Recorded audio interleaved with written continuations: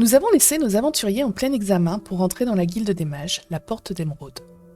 Deux d'entre eux, Maylin et Siran, avaient accepté de passer le test et ils ont tout juste réussi la partie écrite.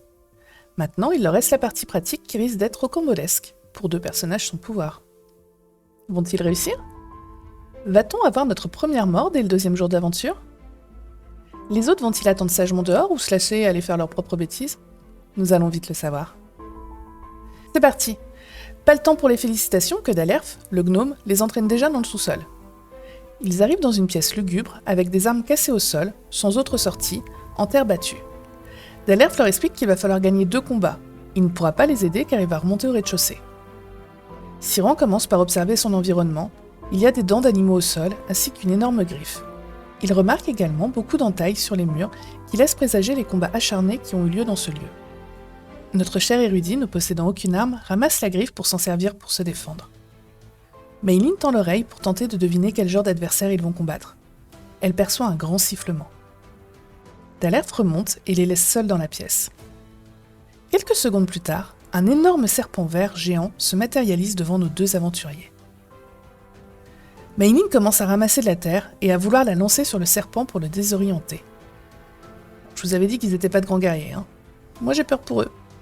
Siran sort son parchemin pour transformer la terre en pierre au moment où elle touchera le serpent. Malheureusement, Maylin ne sait pas vraiment viser et loupe de très loin sa cible. Par contre, le parchemin de Siran fonctionne et cela surprend l'animal qui se dresse et s'apprête à les attaquer. Maylin veut l'hypnotiser, mais échoue, pendant que Siran se cache derrière la griffe au cas où il sera attaqué. Bien vu, car le serpent se jette sur Siran et s'empale sur la dent. Maylin veut profiter de la situation pour sauter sur son dos et lui planter sa dague dans la tête. Mais l'ennemi ne se laisse pas faire. Il lui donne un grand coup de queue alors qu'elle est en train de sauter et l'envoie contre un mur, ce qui la blesse. Siran lui redonne un coup de croc, ce qui affaiblit beaucoup l'animal qui n'est plus très loin de mourir. Les deux aventuriers courent tous deux vers le serpent pour l'achever. Maylin trébuche sur le chemin et réussit à se blesser elle-même, mais Siran réussit comme un grand à finir le combat. En attendant le combat final, Siran prodigue les premiers soins à Maylin et grâce à un super critique, notre elfe est presque comme neuve. Le second ennemi entre. C'est une énorme nuée de guêpes qui volent furieusement dans la salle. Me demandez surtout pas pourquoi, mais la première réaction de Siran est de se jeter à terre pour se recouvrir intégralement de boue. Vous vous souvenez du chapeau que Maylin a volé dans la maison abandonnée ? Eh bien, elle décide de s'en servir pour attraper les guêpes, les emprisonner dedans et les écraser dedans au sol. Grâce à cette technique innovante, Maylin élimine un tiers des ennemis. Maylin veut recommencer la même technique, mais elle se prend les pieds dans son chapeau et tombe au sol. Les guêpes foncent sur elle, alors que Siran leur court après, pour les attraper dans la boue qu'ils recouvrent, mais il se fait totalement ignorer. Maylin se fait piquer et elle n'ose plus bouger, et elle risque de mourir si Siran n'intervient pas rapidement. Ce dernier fouille ses poches et sort le carnet qu'il a traduit durant la nuit pour tenter de tuer les ennemis, mais sans succès. J'adorerais avoir un dessin de cette scène, ça me ferait beaucoup rire. Maylin continue de se faire piquer et la situation devient critique. Désespéré, Siran sort un parchemin de sommeil et réussit à endormir toutes les guêpes restantes, achevant ainsi le second combat. Ils rejoignent Dalerf qui est extrêmement impressionné par leurs aptitudes et qui les informe qu'ils sont à présent membres de la Porte d'Émeraude. Ils remontent au rez-de-chaussée et ils obtiennent la permission de faire entrer à l'intérieur Acario, Roman et Théus. Ces derniers sont très surpris de retrouver leur elfe boursouflé de piqûres et leur érudit couvert de boue et s'empressent de se moquer. Maylin soumet presque aussitôt l'idée de voler la dague accrochée au mur, mais Siran et Roman protestent et ne veulent pas être mêlés à un vol. Dalerf, plein de confiance, retourne lire son livre à l'extérieur et les laisse seuls. Finalement, il monte à l'étage sans même toucher à la dague. Ils entrent dans un laboratoire magique avec de multiples potions et éléments alchimiques, ainsi qu'un second escalier qui permet à nouveau de monter. Dans cette salle, une gobeline chantonne en menant ses expériences. Notez qu'aucun d'entre eux ne songe à fouiller ou même à observer cette salle. Ça sera important pour la suite. Ils font la connaissance avec Sbagor, la gobeline, originaire de Puermotejas. Elle leur apprend qu'elle attend d'être mutée là-bas car elle s'ennuie dans un si petit village comme Rocher-sous-Bois. Mais malheureusement, Brimil, sa supérieure, refuse de lui signer une lettre de recommandation. Sbagor leur demande d'intercéder en sa faveur. En échange, s'ils vont un jour à Puermotejas, elle pourra les loger gratuitement. Ce marché, logiquement, devrait les intéresser, vu que chacune de leurs quêtes personnelles se situe dans cette ville. Mais ils ne réagissent pas vraiment. Ils poursuivent la conversation sur les expériences de la gobeline. Elle cherche à maîtriser la transmutation. Elle arrive à transformer le cuivre en fer et inversement, mais elle n'arrive pas à utiliser sa magie sur l'argent pour l'instant.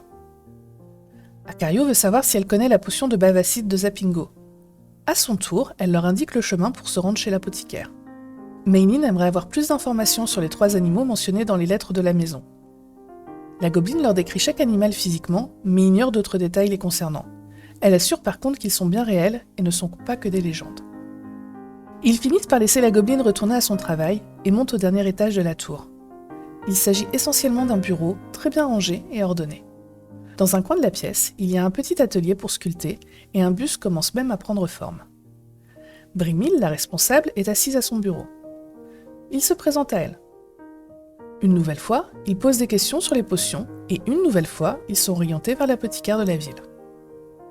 Meilin lui demande si sur toutes les étagères de la pièce, elle possède des livres sur la magie runique, mais il s'agit surtout de documents administratifs et Brimil ne peut pas l'aider sur ce sujet. Meilin enchaîne son interrogatoire en lui posant des questions sur sa quête personnelle qui consiste à retrouver une sorcière exaucant des vœux. Son interlocutrice lui dit qu'une sorcière travaille pour le comte de Puermotejas et que sinon, il y a beaucoup de membres de la guilde dans cette ville. Brimil les invite à retourner voir Xbagor, qui a vécu à Puermotejas et qui pourrait obtenir plus d'informations. Vu qu'elle leur parle de la gobeline, Meilin tâte le terrain pour la lettre de recommandation. Brimil avoue vouloir se débarrasser de Xbagor pour récupérer un mage plus talentueux, mais elle n'a pas envie de mentir sur sa lettre. Or, Puermotejas ne l'acceptera que si Brimil signe une lettre élogieuse. Siran aimerait s'arranger avec elle.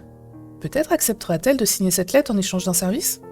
Brimil finit par avouer qu'elle a des difficultés avec la guilde des commerçants. Ces derniers cherchent à déloger les mages et cela ne lui plaît pas.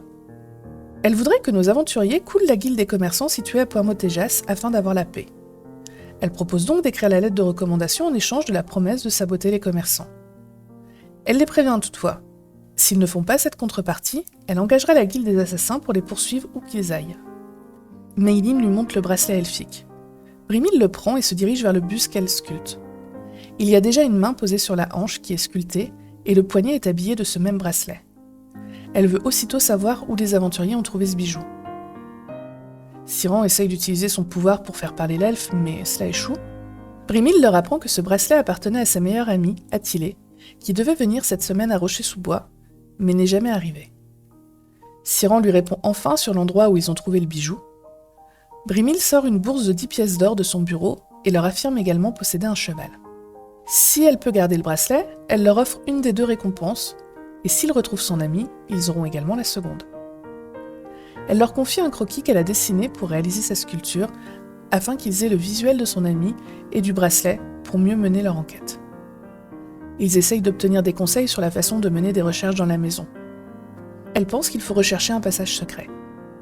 Les aventuriers argumentent chacun dans leur coin. Roman et Siran veulent prendre l'or, alors que Meilin et Acario préfèrent le cheval. Finalement, ils arrivent à ranger Siran de leur côté et ils ont récupéré un des 4 chevaux nécessaires à la poursuite de leur aventure. Bienvenue à Axio, un beau cheval gris, pas spécialement rapide. Nos aventuriers redescendent d'un étage pour reparler à la gobeline et lui demander des informations sur la sorcière de Puermotejas. Meilin apprend qu'elle s'appelle Rana Lela, qu'elle sort peu du château, mais rend de temps en temps service aux habitants. Tous les ans, Puermotejas organise un grand tournoi d'archerie. Et, pendant cette période, la sorcière offre ses services à tous ceux capables de la trouver. Malheureusement, Xbagor ne s'est jamais intéressé à elle, et elle n'a pas d'autre chose à dire sur ce sujet. Siran songe à une idée pour ruiner la guilde des commerçants. Il aimerait que la gobeline transmute de la boue ou du bois en or de façon éphémère.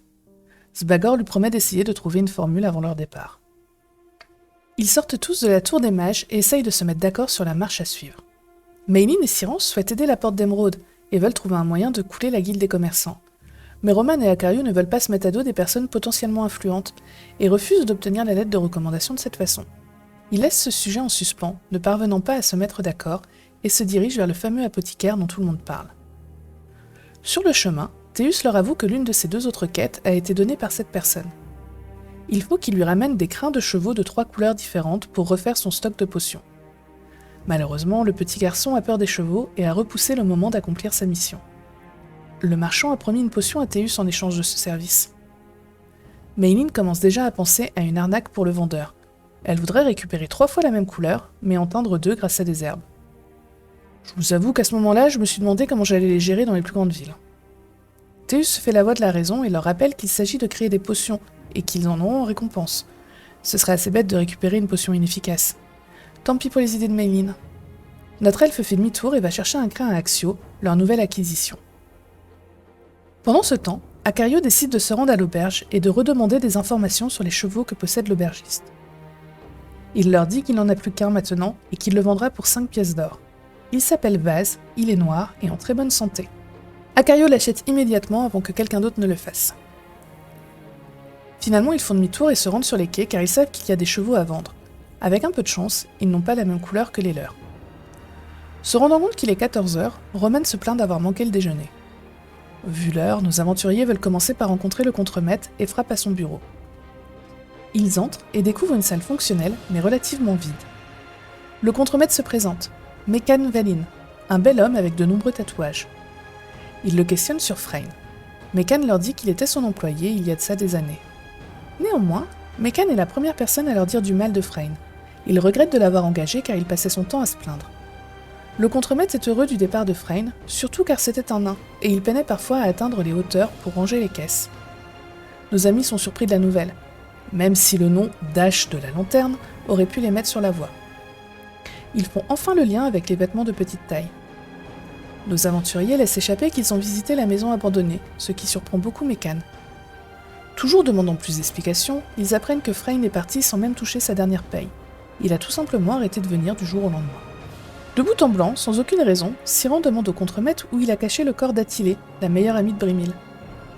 Les autres tentent de faire excuser leur ami érudit, qui a décidément du mal avec les interactions sociales, alors que Mekan devient blanc comme neige et se met à bafouiller. Maylin voudrait savoir si Mekan a déjà vu des choses suspectes aux alentours de la maison, mais il n'a rien à leur dire. Il semble vouloir clore la conversation. Il les oriente vers les dockers plusieurs fois, mais les aventuriers continuent leurs questions, sur lui, sur les fromages, sur la fille du maire. Il leur répond de plus en plus sèchement et rapidement. Maylin s'aperçoit que le contremaître leur cache des choses, mais elle ne réussit pas à l'intimider. Roman l'attrape par les vêtements et le secoue. Mekan lui donne son registre, puis s'enfuit pour aller chercher Gurbag, le géant. Acario observe attentivement la salle maintenant qu'ils sont seuls. Il s'aperçoit que c'est surtout le géant qui a ses habitudes ici, et déduit que le contremaître ne vient pas souvent travailler. Il découvre une petite clé également qui ressemble beaucoup à celle qu'il a trouvée dans les vignes. Notre pirate en profite pour lire le manifeste du bateau à quai. Il y a bien le nom d'Athilé dessus. Maylin fouille le bureau, mais ne voit rien de particulier. Elle veut se saisir de la clé, mais déclenche un piège fait d'un réseau de fils et de clochettes qui alerte tout le quai du vol. Siran panique et sort sa griffe tout en se cachant derrière la porte pour surprendre quiconque rentrerait. Roman déplace le bureau pour coincer la porte et se saisit d'une bouteille de rhum qui traînait dessus. À l'extérieur, ils entendent des éclats de voix de Mekan qui se plaint à Gurbag que ce sont des fous, violents et voleurs. Ils l'entendent également demander aux dockers d'aller chercher des armes. Gurbag veut entrer, mais il voit que la porte est bloquée. Il leur dit qu'ils sont bêtes car il n'y a pas d'autre sortie. Il leur demande de dégager le passage, de rendre ce qu'ils ont pris et de partir immédiatement des quais. Étrangement, alors qu'il leur laisse un moyen de partir, Roman refuse la proposition et préfère parler. Il veut convaincre le géant de faire parler son chef, car ce dernier leur cache des choses dans leur mission. Gurbag leur signale qu'ils ne sont que des voleurs et qu'ils devraient plutôt les emmener voir le maire. Acario tente d'apaiser la situation en demandant à Maylin de rendre la clé. Elle le fait à contre-cœur. Tyran en remet une couche en lui disant qu'il n'a qu'à appeler la garde, car il est persuadé que les personnes travaillant au quai ont fait quelque chose à Athilé. Le géant ne connaît personne de ce nom et leur demande une preuve qu'il est arrivé quelque chose à cette passagère. Au final, comme ils n'ont plus d'arguments à opposer à Gurbag, ils remettent les objets et les meubles en place. Au moment de s'en aller, le géant les menace d'appeler les gardes s'ils remettent les pieds sur les quais, mais Acario lui dit qu'ils feront ce qu'ils voudront. Si je peux me permettre, c'est pas vraiment avisé de se mettre à dos un géant furieux et leur témérité aura sans doute des conséquences. En parlant entre eux, Roman soumet une théorie à ses amis. Il pense que le vrai contremaître c'est le géant, et qu'il se fait passer pour l'employé de Mekan pour une raison qui lui échappe, et qui m'échappe aussi en passant. Siran veut utiliser 2 de ses parchemins, l'un qui rend quelqu'un amoureux de lui, et l'autre qui peut rendre fou sa cible pour soumettre les 2. Mais les autres s'y opposent, ils ne veulent pas gâcher de si précieuses ressources. Soudainement, ils se souviennent qu'ils n'en ont pas profité pour voler les crins de chevaux. Siran retourne aussitôt vers Gurbag pour lui proposer 3 pièces d'or en échange des crins, mais il leur dit à nouveau de partir. Pendant que ses compagnons repartent des quais, Maylin réussit un jet de discrétion pour se cacher. Elle observe leurs 2 nouveaux ennemis parler entre eux mais n'arrive pas à les entendre. Elle attend qu'ils retournent à leurs activités et se faufile dans l'entrepôt qui est rempli de caisses d'un côté et qui sert des tables de l'autre. Il y a 2 chevaux pur sang, un roux et un noir. Elle a peu de temps devant elle car les dockers font des allers-retours pour charger le navire à quai. Mais elle prend tout de même le temps de fouiller une partie et découvre une nouvelle petite clé à terre, presque la même que celle d'Acario ou du bureau. Elle se dirige ensuite vers le cheval roux, mais dès qu'elle s'approche, il s'éloigne et ne se laisse pas faire. Une femme docker entre à ce moment-là et voit Meilin. Convaincue que c'est une voleuse, elle sort à la recherche de Gurbag. Pendant ce temps, Meilin fonce voler le crin du cheval roux et rejoint ses amis. Acario entraîne les autres vers le Bouillon Maudit, la boutique de l'apothicaire. À l'intérieur, il découvre Herman Lapam, le vendeur, un petit homme grassouillet avec un tatouage de sirène dans le cou. La première question que lui pose Siran, c'est s'il s'y connaît en fromage. Oui, pas en potions, mais en fromage. Désespéré, Acario demande à regarder son stock de potions. Il ne semble pas vendre de potions de bavacide de Zapingo. Déçu, Meilin lui demande s'il la connaît. Le marchand leur informe qu'elle peut tout dissoudre, mais qu'il n'en a jamais vu. Meilin voudrait qu'il en fabrique une. Herman leur rappelle ce qu'ils savent déjà, à savoir que la bave de Zapingo n'est pas acide. Ils songent que la meilleure solution serait de combiner une potion d'acidité avec une potion de bave de Zapingo pour donner une potion acide de bave de Zapingo. Il leur propose de leur vendre une ou plusieurs potions d'acidité, mais il faudra qu'ils trouvent eux-mêmes la bave de Zapingo, car il ne sait pas où s'en procurer. Mais il sait que cela ressemble à une potion bleu fluo avec des gouttes vertes dedans. Théus offre les crins qu'ils ont ramenés à Herman. Ce dernier, en échange, lui offre une bouteille de forte impulsion. C'est un élixir qui permet de courir très vite pendant 1 heure. Les aventuriers sont d'accord pour laisser cette récompense à Théus, qui semble extrêmement fier d'avoir accompli sa première mission. Siran achète une potion acide, au cas où il trouve l'autre composant. Roman achète 5 fioles vides, ainsi qu'une potion des ancêtres, qui lui permettront de faire appel à ses ancêtres, ou plutôt au MJ, pour avoir un bon conseil. Acario est attiré par le filtre d'évasion, une potion qui dispose de 3 charges et qui ouvre n'importe quelle serrure. Il en prend une. Siran veut savoir si l'apothicaire connaissait Freyn. Ce dernier n'en a que de vagues souvenirs. Pour lui, c'est un nain qui voulait essayer de créer des potions. Selon Herman, Freyn a refusé de lui vendre sa recette. Et comme le nain est parti, il pense qu'il a dû la terminer et partir la revendre loin de Rocher-sous-Bois. Il sort de la boutique et Meilin a une illumination. Ils ont oublié de chercher la bague du prince. Alors elle s'empresse de regarder le sol tout autour de la boutique. Bon, je leur rappellerai bien qu'il n'y avait que 3 lieux à fouiller dont le quartier commerçant ne faisait pas partie. Mais comme j'aime bien les voir galérer, je préfère ne rien dire. Dans la rue, ils débattent entre eux sur la prochaine étape. Certains souhaitent aller pêcher autour de la maison abandonnée, mais les autres n'ont toujours rien pour amadouer le Spaken et ne sont pas rassurés. Meilin leur émet une théorie. Elle pense que Freyn a créé sa potion et a été un peu trop bavard. Pour elle, Mekan, le contremaître, a été l'assassiné, ce qui correspondrait à la flaque de sang trouvée au pied du lit, et il lui a volé sa potion. Elle pense également qu'Attilé a été témoin de la scène et qu'elle s'est faite séquestrer par Mekan. Bon, elle semble avoir oublié que la disparition de Freyn a eu lieu il y a de nombreuses années, mais en vrai je vais pas me moquer parce qu'il n'y a pas tout de faux dans sa théorie. Vous allez bientôt le voir. Roman pense que la coupable serait plutôt la ménestrelle, mais tous les 4 semblent d'accord pour dire que Freyn est bel et bien mort. En évoquant toutes leurs théories que je vous épargne, ils reviennent devant la maison abandonnée. Acario veut pêcher. Il prend comme appât un morceau du seul fromage qui leur reste dans la recherche du soufflé corne d'or. Il réussit sans difficulté à attraper un ladmite. Meilin se met à chanter la chanson de la ménestrelle pour ouvrir la porte enchantée, et cela fonctionne, même si elle mène dans le couloir qui leur était déjà accessible. Toujours à la recherche d'un passage secret, Meilin essaye de tourner tous les chandeliers qu'elle croise, mais sans succès. Roman utilise la potion qu'il vient d'acheter pour avoir un conseil de ses ancêtres. Ces derniers demandent à Roman de plonger pour avoir accès au fameux étage du dessous qu'il cherche à la base entre le premier et le 2e étage, mais qui se révèle être une cave ou un sous-sol. Sans tarder, Roman se déshabille et plonge dans l'eau. Il voit une trappe sous la maison. Notre guerrier l'ouvre et entre dans une cave. Il voit qu'il y a des tonneaux de vin ainsi que des bouteilles à côté, un fil où pend du linge et encore une autre porte en face. Il ne s'attarde pas car il souhaite trouver une entrée plus sécurisée pour ses compagnons.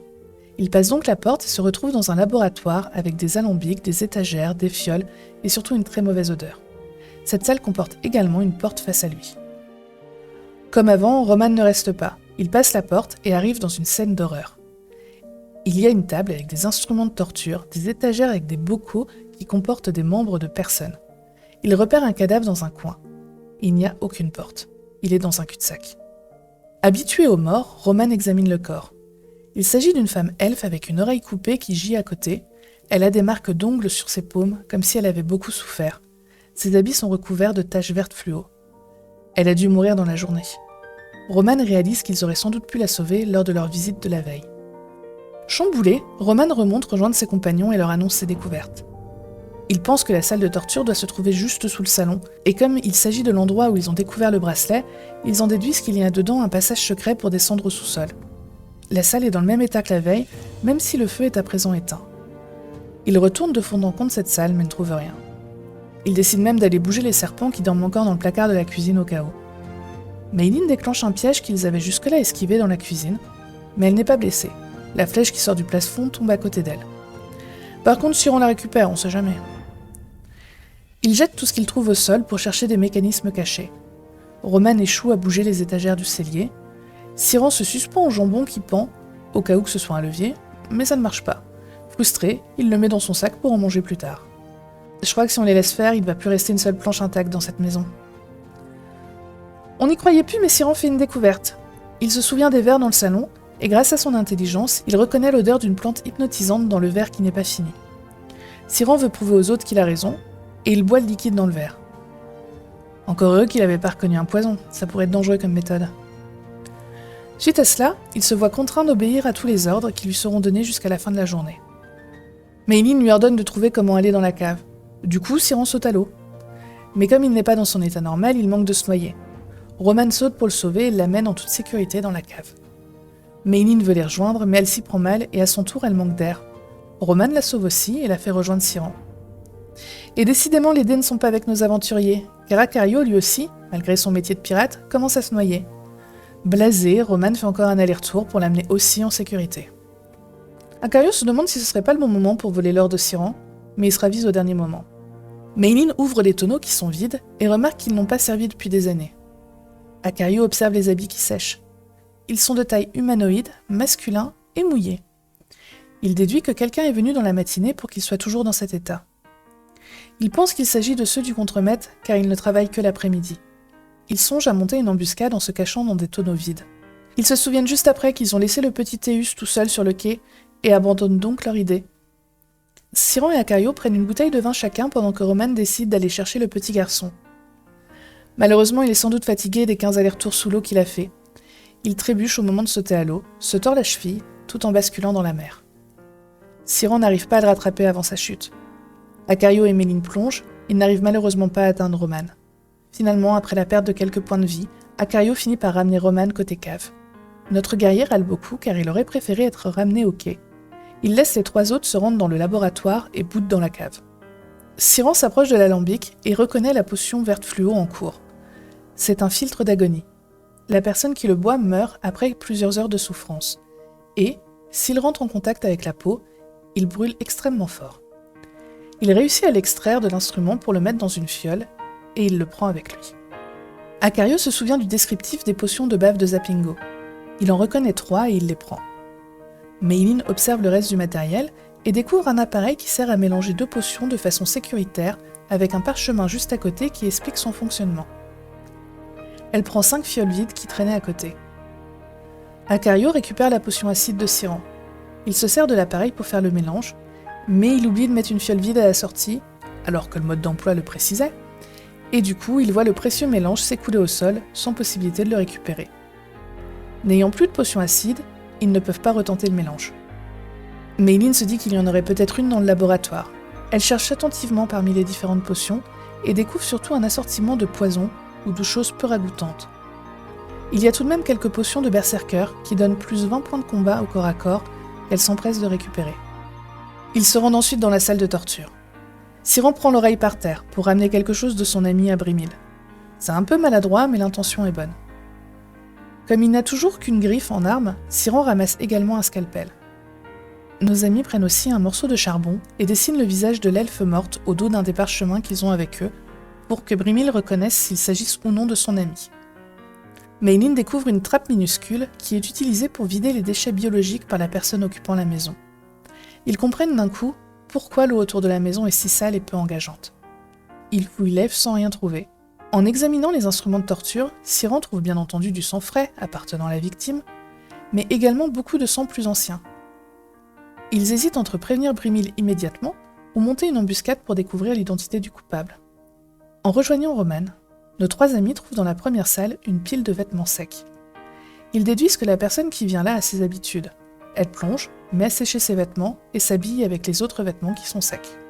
Ils prennent leur courage à 2 mains pour remonter sur le ponton. Siran et Meilin n'arrivent pas vraiment à nager correctement. Mais pire encore, Akayo se met à tousser sous l'eau et perd tout son oxygène. Roman plonge sans réfléchir et oublie son entorse, ce qui le met dans une position délicate. En voyant ses compagnons si proches de la mort, Siran attrape Roman et le remonte sur le ponton avec une force insoupçonnée. Meilin prend exemple et sauve Akayo à son tour. Je vous jure que mes jets de dés de natation n'étaient pas si difficiles que ça, ils ont juste une malchance horrible dès qu'il s'agit de nager. Tous les 4 retrouvent Théus qui est soulagé de les revoir. Akayo confisque l'oreille d'elfe à Siran, qui a souhaité la montrer à Théus pour lui donner un cours de biologie, mais qui a plutôt réussi à traumatiser l'enfant. Ils prennent la décision de manger une partie du jambon et du fromage dans la maison près du feu dans le salon, et de dormir ici en faisant des tours de garde pour tenter de démasquer le coupable. Et voilà, c'est la fin de cette séance. Ils ont quand même bien avancé dans la recherche de la vérité. En plus, ils ont récupéré la moitié des chevaux nécessaires pour quitter la ville. On n'y croyait plus ? Le contremaître est-il le coupable ? Est-ce bien Attilé, l'ami de Brimil, qu'ils ont découvert au sous-sol ? Vont-ils offrir une vraie bouteille ou une bouteille trafiquée pour accéder au maire ? Et surtout, vont-ils enfin quitter Rocher-sous-Bois à la prochaine session ? Nous le saurons bientôt.